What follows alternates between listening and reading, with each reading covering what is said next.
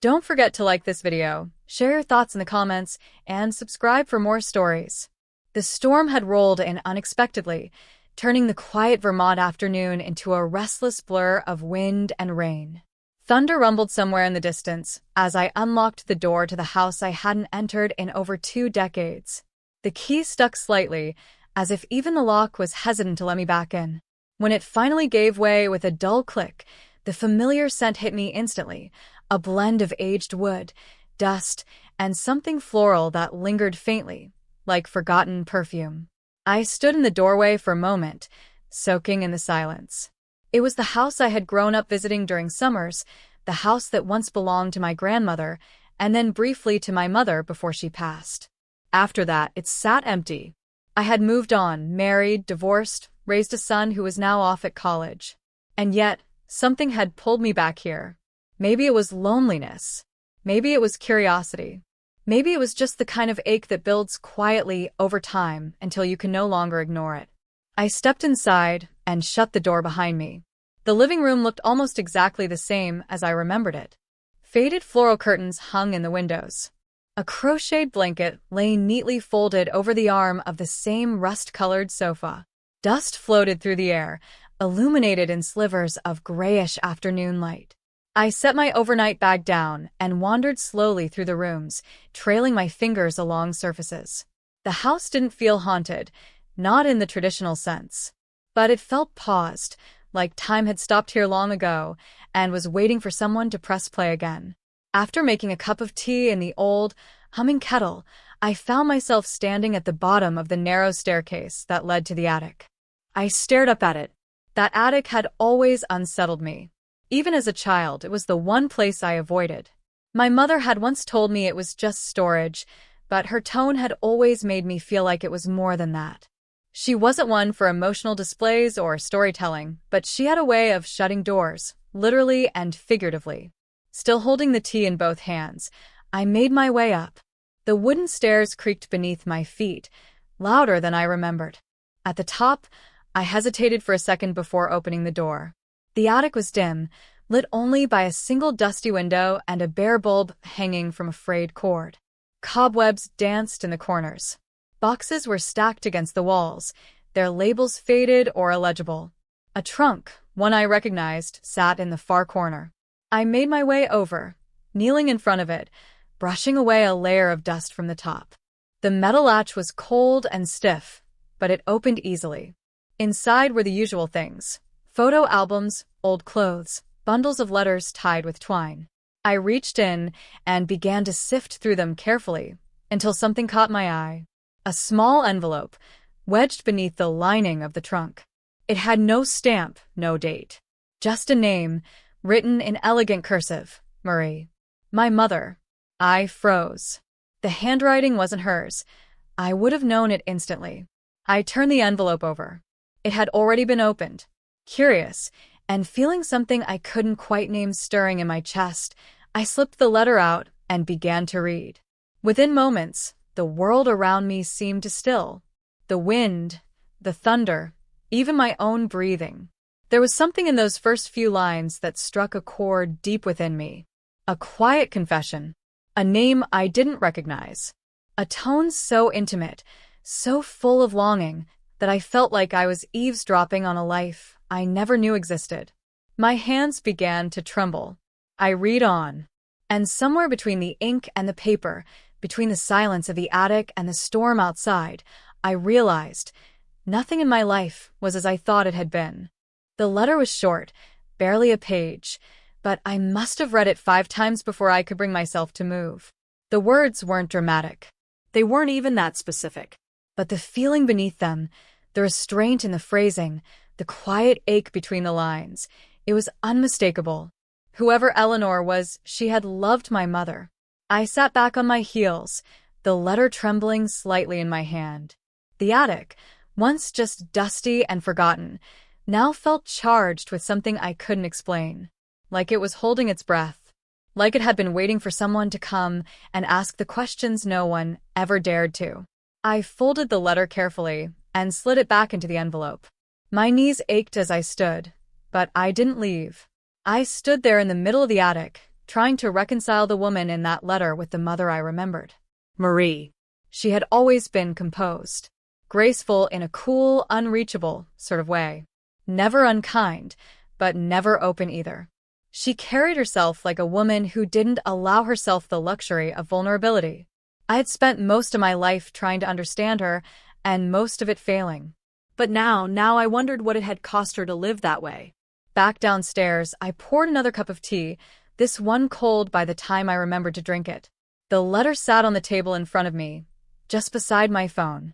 I stared at both of them. One was full of questions. The other might hold answers. I hesitated. It felt ridiculous, honestly, calling the library. But that was the only clue I had. Eleanor had mentioned it in the letter. Those quiet evenings at the library, when I knew I'd see you across the shelves. I remembered that line exactly. So, I picked up the phone. The local library still had a landline, and a woman named Sharon answered. She was polite but distracted, her voice muffled slightly, as if she were holding the receiver with her shoulder. "Hi," I said, awkwardly. "I'm trying to find someone who used to work there." "Her name's Eleanor. I don't have a last name, but she would have worked there years ago. Probably in the 70s or 80s. There was a pause. Some typing. Then, "Eleanor Bowman?" I froze. "Yes. I think so."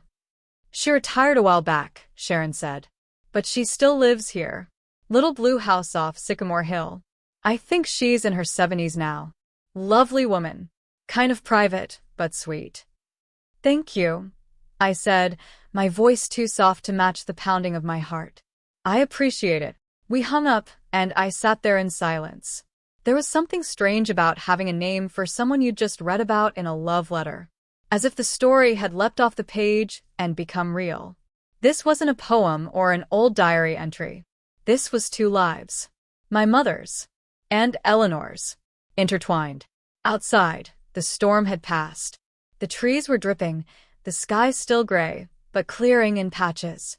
I stared out the window, the rain trailing down the glass in slow, uneven lines. A part of me wanted to forget it, to leave the letter where I'd found it, walk away, pretend none of this had happened. I could pack up, drive back to my apartment in the city, and let the dust reclaim this house. But I knew I wouldn't. Not now. Because for the first time in my life, I wasn't just asking who my mother had been to me, I was asking who she had been to herself. And Eleanor might be the only person alive who knew the answer. The drive to Sycamore Hill was only 10 minutes, but it felt like an hour. I kept glancing at the letter on the passenger seat, as if it might shift or breathe on its own. I had folded and unfolded it so many times that the paper had grown soft at the creases. Eleanor Bowman. I said her name out loud in the car just once, trying it on my tongue. It felt strange, intimate, but unfamiliar. Like I was stepping into a story that hadn't been meant for me. And yet, here I was. Sycamore Hill turned out to be exactly what the name suggested. A long, tree-lined slope with only a handful of houses, most of them tucked behind hedges and flowering dogwoods. I almost missed the blue one. It was small, modest, but beautifully kept. The shutters had been freshly painted, and pots of yellow mums flanked the steps. A hummingbird feeder hung from the porch eave, still swinging slightly in the breeze. I pulled into the gravel driveway and sat there for a long moment, engine off, fingers frozen on the keys. What was I doing? What exactly was I going to say?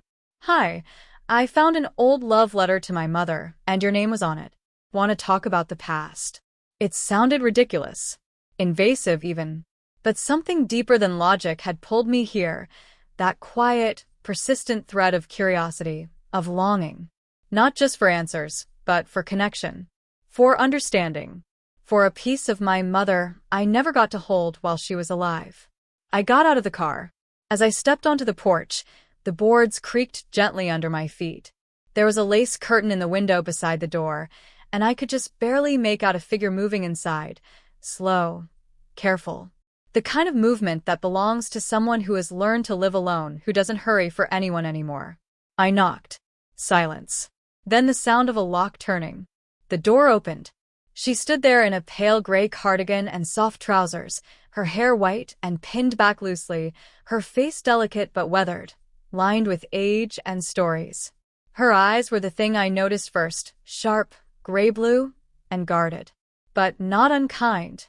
"Hello," she said gently, her voice low but clear. I swallowed. "Hi. "My name is Catherine. I believe you knew my mother, Marie." There was a long pause. I saw it, the way her face changed. Not dramatically.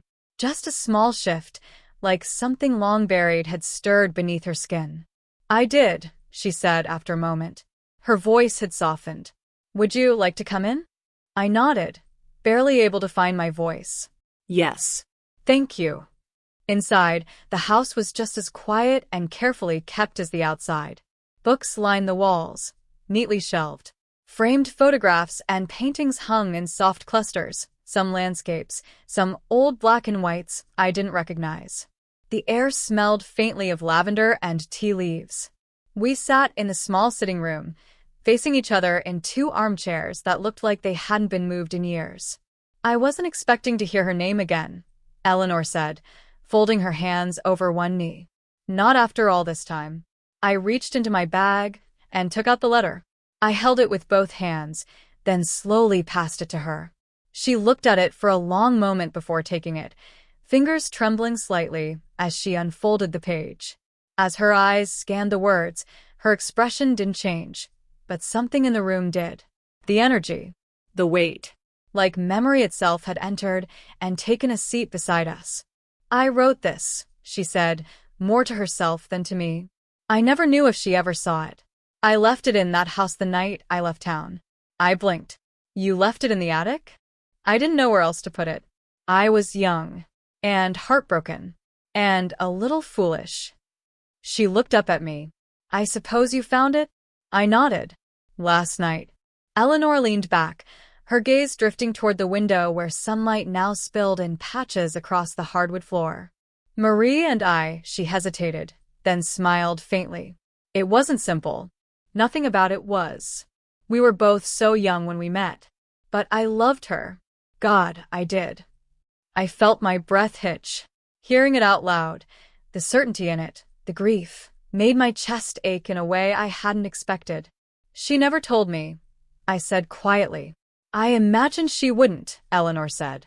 "She was proud. She was afraid. And back then, the world wasn't as kind as it is now. Especially not to women like us." There was a pause. "I always thought I knew who she was," I added, almost to myself. "But now, I don't know. I feel like I've only just started to see her." Eleanor looked at me then, really looked at me. "She was complicated," she said. "But she loved deeply. She just didn't always know how to show it, or say it. But I think she carried me in her heart longer than she ever let on. And that's more than I ever asked for." The room fell quiet again, but it wasn't uncomfortable. It felt like something was being honored. Grief. Memory. A love that had existed quietly in the margins of someone else's life, and was only now being brought into the light. I didn't know what would come next. But for the first time in a very long time, I felt like I was in exactly the right place. The afternoon sun had started to shift, casting golden slants of light across Eleanor's sitting room. The warmth of it settled softly on the floorboards and illuminated the thin steam rising from our teacups. She had insisted on making a fresh pot once the letter had been read. Earl Grey, steeped strong. The kind my mother used to drink. Neither of us had spoken much in the last few minutes. But it wasn't an awkward silence. It was the kind that settles in after something sacred has been said, when words become too small to carry the weight of what's been shared. I sat there, my hands wrapped around the warm mug, unsure of what I was supposed to feel. Everything inside me felt like it was shifting. My mother, Marie, had never once hinted at this part of her past. Not in conversation. Not in the way she looked at people. Not even in the stories she used to tell over the holidays, sipping wine with a faraway look in her eyes. I had always assumed that my mother's life began and ended with duty, with appearances, with practicality. But now I knew there had been something else. Something tender. Something brave. Something secret. "I always thought she'd come back," Eleanor said softly, breaking the silence.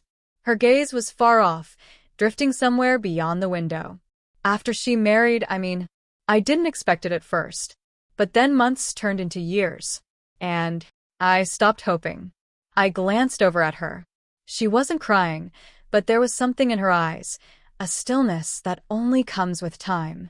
Not a wound, a scar. She never spoke of you, I said. Not even once. Eleanor smiled gently. I'm not surprised. Your mother was many things. But transparent wasn't one of them. She was strong, I said quietly. But she kept her walls up. Even with me. She was protecting you, Eleanor replied. And herself too. We had one perfect week. That was all. 1 week? I asked. She nodded. She left her father. It was right before they got engaged, actually. Said she needed space. Said she needed to figure things out. We went up to a cottage on the lake. I can still hear the screen door slamming behind her when she'd come in with wet hair from a swim. We'd make toast in the mornings, dance barefoot to Billie Holiday at night.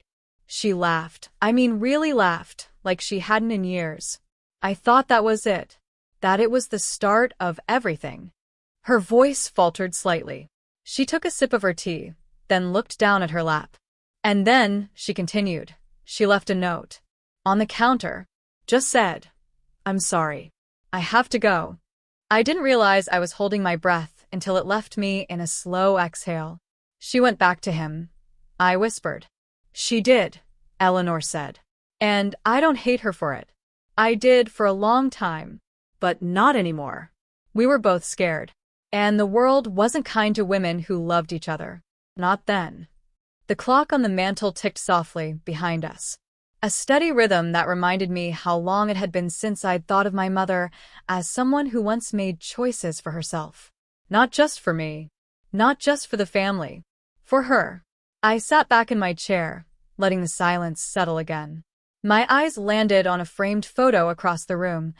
A younger Eleanor, standing in front of a library shelf, mid-laugh. Her hand was outstretched towards someone outside the frame. I wondered if it had been taken during those years. If my mother had stood behind the camera. Or next to it. Or not at all. I came here hoping for answers, I finally said, but all I'm left with are more questions. Eleanor nodded. That's how memory works. It's a house with too many locked rooms. And the keys don't always fit when you find them. I looked at her then, really looked, at the soft creases around her eyes, the strength in her posture, the calm she wore like an old coat. She had waited a long time for someone to knock on her door. She hadn't expected it to be me. But she welcomed me anyway. I'm glad you came, she said gently, as if she could hear my thoughts. Not for my sake, but for yours. I smiled, but it didn't reach my eyes. I don't know what to do with all of this, I admitted. You don't have to do anything, she said. Just let it change you. That night, I lay awake in my mother's old room. The house creaked and settled around me, its old bones groaning against the wind outside. I held the letter again, now folded neatly in my hand. And I wondered what it must have felt like to love someone in silence. To live a life built around choices made in fear and the hope that maybe, just maybe, no one would notice. But someone had. And now, finally, I was listening. The days that followed passed quietly, but not without weight. Something inside me had shifted, not in a dramatic, cinematic kind of way, but in the subtle way a river changes course, slowly, insistently, without asking permission. The kind of shift you don't even recognize until you realize you're standing in a different place than you used to. I stayed in the house longer than I'd planned. I told myself I was sorting through my mother's things, organizing, downsizing, cleaning, and yes, part of that was true. But that wasn't really why I stayed. I stayed because of Eleanor. We didn't speak every day. Sometimes we'd just wave across the garden. But every few days, one of us would find a reason to walk to the other's door. A borrowed book, a tin of cookies, an extra bouquet of daisies cut from the edge of the lawn. Our conversations weren't always about the past. Sometimes we talked about everything else. The weather, the price of eggs, the loud squirrels that had taken over the neighborhood. But even in the quiet, the past was always there. Not heavy, just present. One morning, Eleanor invited me over for tea again. This time, she had made shortbread cookies and sliced oranges arranged in a small ceramic dish. Her tablecloth was soft yellow, embroidered with tiny green vines, and it made the whole room feel like spring. "I want to show you something," she said after we'd settled in.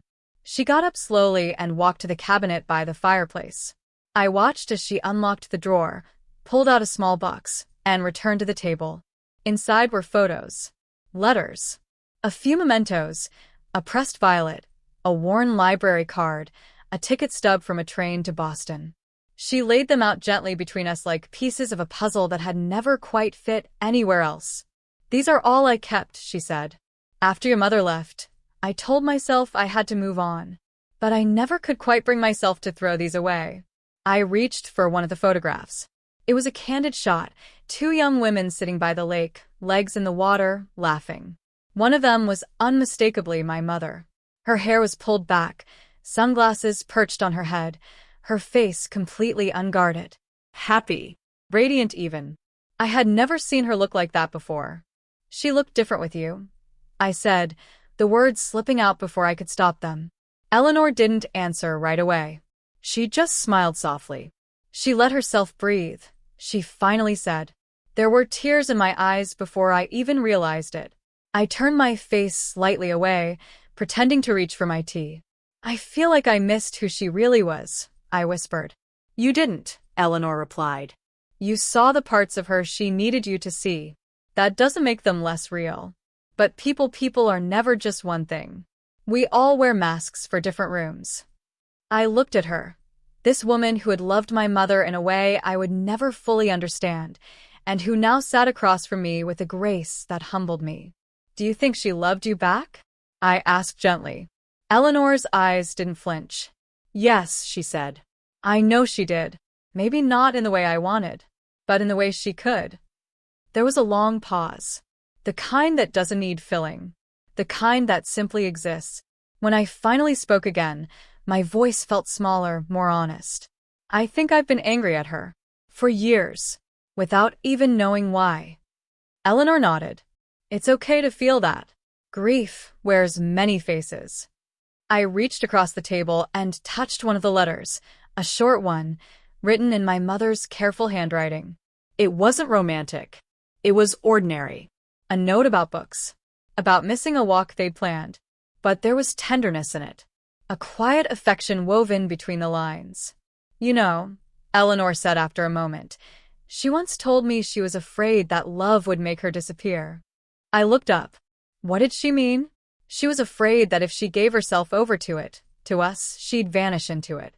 That she'd stop being the version of herself the world expected. I thought about that for a long time after I left her house. I thought about it while folding linens in the hallway closet, while brushing dust from old albums, while standing in the backyard at dusk, letting the cool grass touch my bare feet. My mother had been many things, complex, guarded, strong. But most of all, she had been afraid. And I understood that now. I understood it in a way that hurt and healed at the same time. Because in some ways, I had been living the same way, quietly, cautiously, editing myself to fit the rooms I entered. And now, something in me was daring to ask, what would it look like to stop? That night, I stood in front of the mirror in her old room, holding one of the photographs Eleanor had given me. My mother, barefoot at the lake. Sunlight on her shoulders. Eyes closed in mid-laughter. She looked like someone I was just starting to meet. And maybe, just maybe, someone I could finally forgive. It was my last morning in the house. The suitcase lay half-zipped on the bed, half filled with clothes that now smelled faintly of cedar and rain. I stood by the window with a cup of coffee in hand, watching the soft mist rise from the lawn. The air was thick with the quiet that only small towns seem to know, a quiet that doesn't demand silence, but invites reflection. The house felt different now. Less like a museum of memories, more like a space that had exhaled. I'd gone through every drawer, every closet, every corner of the attic, but it wasn't the things I'd found that mattered. It was the way they'd changed how I saw her. My mother, Marie. Not as a symbol, not as the woman who raised me, but as a whole person. A woman who loved. who longed, who made choices, not all of them easy. A woman who laughed barefoot at a lake with another woman she would never get to grow old with. And now, that part of her, the part she had hidden, had come to me. Not through words she ever spoke, but through the people and pieces she left behind. I thought I would feel overwhelmed with questions at the end of all this. But I didn't. Not anymore. Because even though I didn't have every answer, I had something else. I had understanding. And something deeper than that, too. Peace. There was a knock at the door just after 9. I opened it to find Eleanor standing there, holding a small envelope and a thermos of tea. "You didn't think I'd let you leave without saying goodbye, did you?" she smiled. I stepped aside, and she entered like she had always belonged here. In a way, she had. We sat in the kitchen, the same kitchen where my mother once taught me how to slice apples without wasting the edges. The light was soft and golden, pouring in through the curtains in long, slow beams. We didn't say much at first, just sipped tea and listened to the hum of the refrigerator, the ticking of the old wall clock. Then Eleanor reached across the table and slid the envelope toward me. "I wrote this last night," she said. "Not because I expect you to reply. Just because some things are easier written than spoken." I didn't open it. Not yet. I placed it gently in my lap. "I don't know how to thank you," I said, my voice soft. "For everything. For the truth. For being here." "You don't need to," Eleanor replied. "Your mother was one of the great loves of my life. And, in a way, so are you." I blinked, startled. She smiled again, not romantic, not dramatic, just honest. "You're her echo, Catherine. But you're also yourself. And watching you put these pieces together, it's been healing in ways I didn't expect." I felt my throat tighten. She reached across the table, placing her hand over mine. Warm. "Steady. Familiar now. You carry her. But not just her fears," she said. "You carry her hope too, whether you know it or not." A tear slipped from the corner of my eye, and I let it. I didn't wipe it away. "Will I see you again?" I asked. "I hope so," Eleanor said. "But if not, we've already seen each other in the ways that matter." We hugged at the door. Not a lingering, tearful goodbye, just a quiet, real one. The kind of hug that says, "I see you. I know you. And now, part of me will always carry you." As I pulled out of the driveway, the road curved gently past Eleanor's house. She stood at the gate, hand raised. I waved back. And then I turned, and the trees lined up beside me like a memory I wasn't quite ready to let go of. The letter she gave me stayed unopened on the passenger seat for a while. I didn't rush. I knew what it would be. Not a conclusion, but a continuation. Because some stories don't end. They just fold into you, shaping the way you walk, the way you remember, the way you begin again. And as the road stretched out before me, I realized something. I hadn't come here to find my mother. I had come here to find myself. And I had.